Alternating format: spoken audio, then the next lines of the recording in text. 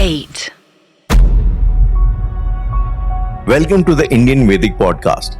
मेरा नाम है राहुल और मेरे साथ है आरजे अर्श। ये हमारी नई पॉडकास्ट सीरीज है जिसमें हम लोग सनातन की गहराइयों को समझने का प्रयास करेंगे, उसमें डूबने का प्रयास करेंगे। एंड अर्श, इससे पहले कि हम लोग डिटेल में जाएं, हमारे जो वैदिक पैंथियंस हैं, जो गॉड्स हैं और जो हिंदू साइकोलॉजी है, जो वैदिक साइकोलॉजी है, उन सब के बारे में अलग अलग टॉपिक्स पे विस्तार में बातचीत करें जी। मुझे ऐसा लगता है कि इस पॉडकास्ट की शुरुआत के लिए सबसे जरूरी शायद हमारे लिए ये है कि आज का जो एक कंट्रोवर्सी चली हुई कि सनातन वर्सेस हिंदू वाली जी, आपने भी ब्रिटिश और सुना होगा बहुत बार कि हमें ये बताने की कोशिश की जाती है कि हिंदू जैसा कोई वर्ड एग्जिस्ट ही नहीं करता जी। कई इंटेलेक्चुअल लोग हैं जो आके हमें ये लॉजिक समझाने की कोशिश करते हैं कि भाई ये जो वर्ड है हिंदू, ये बेसिकली ये पर्शियन लोग जो है हमें बुलाते थे क्योंकि वो लोग जो सिंधु नदी थी उसको सिंधु नहीं बोल पाते थे जी। तो वो सिंधु का वो स को ह बोलते थे, तो इस करके उनका सिंधु से वो हिंदू निकला है। तो ये बेसिकली उनके हिसाब से वर्ड ही बाहर से आया है, ये वर्ड अडॉप्टेड वर्ड है।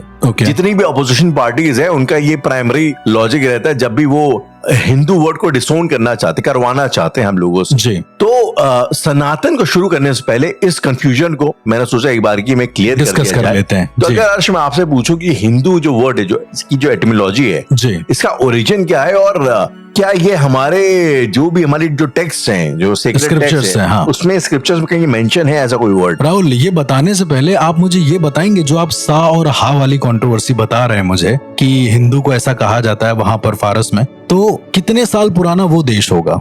मैं साल का बस आपसे डिस्क्रिप्शन पूछ रहा हूँ। I mean Persian, I think Indian culture के बाद जो सबसे प्रिडोमिनेंट कल्चर था दुनिया का वो पर्शियन कल्चर था। That is way before Christ. I think 1500 BC minimum, इतना ना, राइट। अब मैं आपको बताता हूँ कि एक हमारी स्क्रिप्चर्स है बृहस्पति संहिता जिसको हम बोलते हैं, जो कि आज से करीबन 20-25 हजार साल पुरानी है।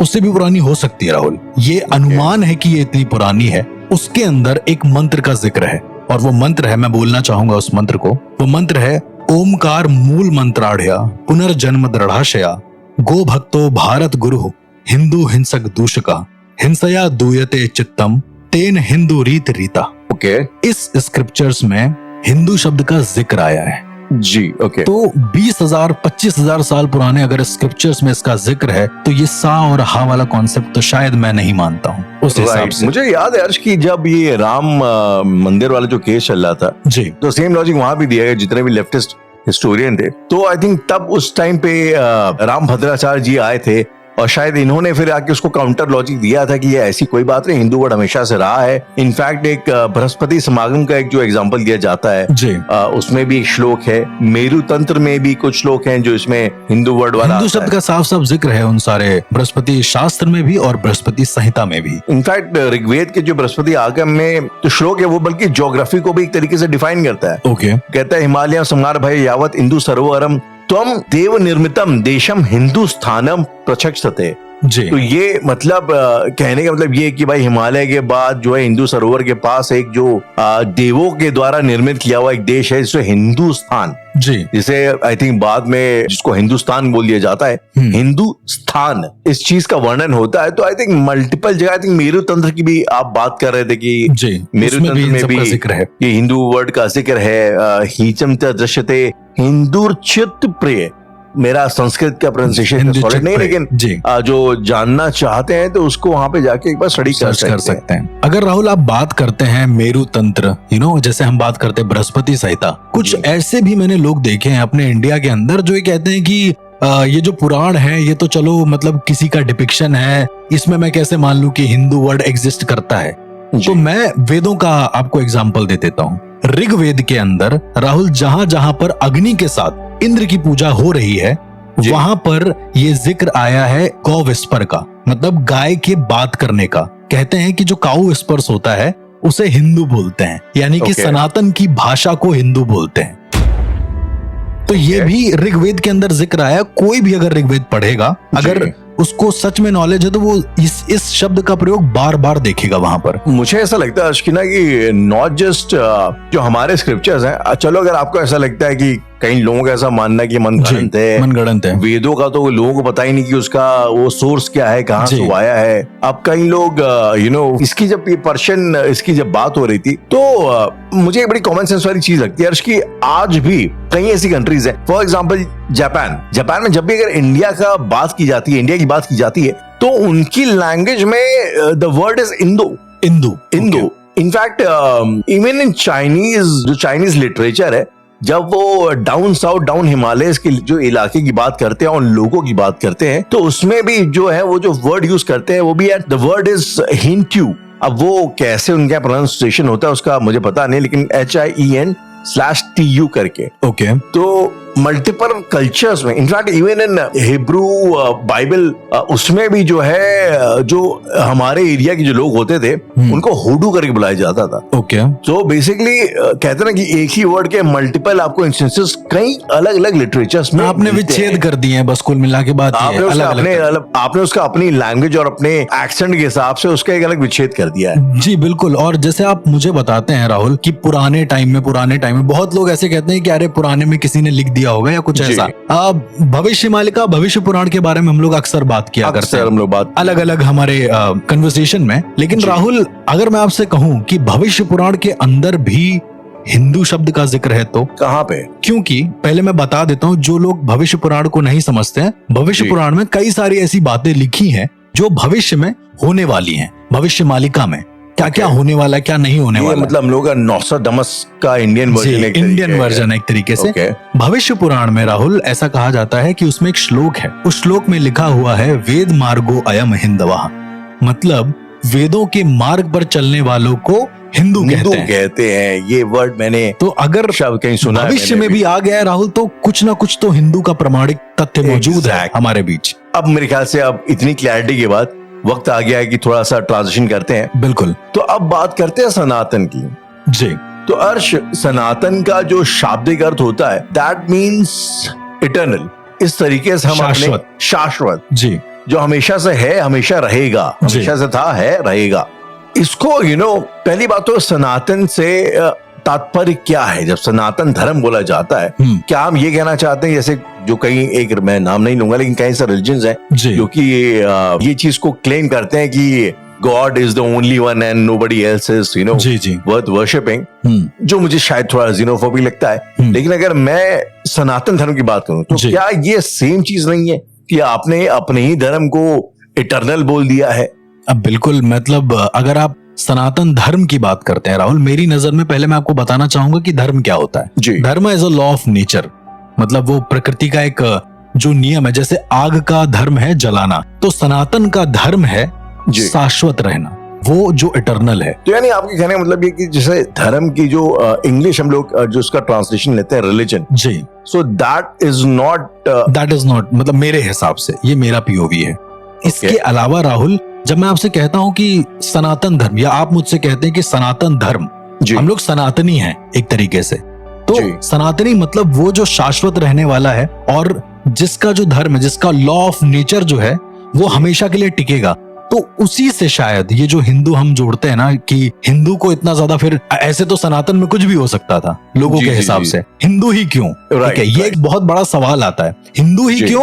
क्योंकि हिंदू शब्द का जिक्र हर जगह है, वो सनातन है, कह सकते हैं वो शाश्वत है, वो हर जगह मौजूद है राहुल, कहीं ना कहीं। तो मेरा ऐसा मानना है कि शायद हिंदू इसलिए उसको जोड़ दिया गया हो सनातन से, और वो एग्जिस्ट भी करता है एक तरीके से शायद। एंड इनफैक्ट मुझे ऐसा लगता है कि वेस्ट की जो बाय एंड लार्ज अंडरस्टैंडिंग है रिलीजन के साथ, लाइक फॉर एग्जांपल जहां तक मेरी अंडरस्टैंडिंग है, रिलीजन जो शब्द है ये आता है from the Latin word Religare.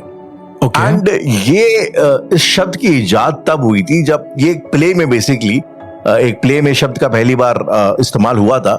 और ये तब हुआ था जब वहां पे कैथोलिक जो रिलीजन था, जो एक पुराना रिलीजन था, उसके खिलाफ लोगों ने प्रदर्शन करना शुरू कर दिया था। जब प्रोटेस्टेंट्स और अलग ओल्ड टेस्टामेंट न्यू टेस्टामेंट की जो एक बात होती है, कितने टाइम पहले की बात होगी ये कर रहा हूं यार, ये कह पाना तुझे पता नहीं, लेकिन आई थिंक 700-800 AD की बात है ये। ओके शायद मोटा मोटी, I am not very sure about that जी। लेकिन मोटा मोटी लॉजिक ये था कि तब ये एक तरीके का एक मुहिम चलाई गई ताकि लोगों को कैथोलिज्म में वापस लाया जाए। और रेलिगारे का मतलब होता है रीविजिट, वापस देखो। रेलिगारे मतलब जो लॉ है उसको, जी। So that was the origin of this word. और मुझे ऐसा लगता है कि रिलीजन प्रोबेबली धर्म शब्द का डायरेक्ट ट्रांसलेशन नहीं है मेरी अंडरस्टैंडिंग। एग्जैक्टली, मैं वही आपसे बोलना चाह रहा था। मतलब मैं आप प्लीज बताइए, मुझे ऐसा लगता है कि धर्म का कुछ शाब्दिक अर्थ बैलेंस की तरह दिया गया है। एग्जैक्टली, जैसे धम्मा भी यूज होता है बुद्धिज्म में। बिल्कुल। और जब आप लॉ ऑफ नेचर की बात करते हैं या फिर law of nature, law of nature की बात, आग का अगर धर्म है राहुल जलाना जी, तो वो शाश्वत है। मैं आपसे वही कहने वाला हूँ, राइट, जो कि चेंज नहीं होगा, जो चेंज नहीं हो सकता किसी कीमत पे। आग सनातन है, अगर आप ऐसे देखेंगे तो। पानी सनातन है, उसका धर्म है भिगाना, तो सनातन धर्म है हिंदू, जहां तक मेरा ऐसा अपना एक अंडरस्टैंडिंग है। अब राहुल, छोटा सा कॉन्टेक्स्ट और मैं आपको देना चाहूंगा। जब वेदों की बात होती है तो वेद आए कहां से ये किसी को नहीं पता, लेकिन उनको लिखित रूप से वेद व्यास जी ने किया है, कि उन्होंने कंठस्थ किया और उसके बाद उन्होंने लिखा। अब राहुल, वेदों के साथ साथ उन्होंने कई सारे पुराणों की भी रचना करी थी। कालिका पुराण, ब्रह्म पुराण, भैरव पुराण, उन्होंने अलग अलग पुराणों की रचना करी। पुराण 108 है, लेकिन उसके अलावा भी बहुत कुछ हो सकता है, क्योंकि अनंत काल से चला आ रहा है। जो चीज सनातन है वो तो पता नहीं कहां से कहां तक जाएगी। जी। तो उन सभी पुराणों में भी, कालिका पुराण में भी हिंदवा, जो मैंने आपको बोला ना, वेद मार्गो अयम हिंदवा जी, इसका जिक्र आता है। यानी जो पुराने ऋषि मुनि थे वो वेदों के मार्गों पर चलते थे, इसीलिए हम उन्हें हिंदू कहते हैं।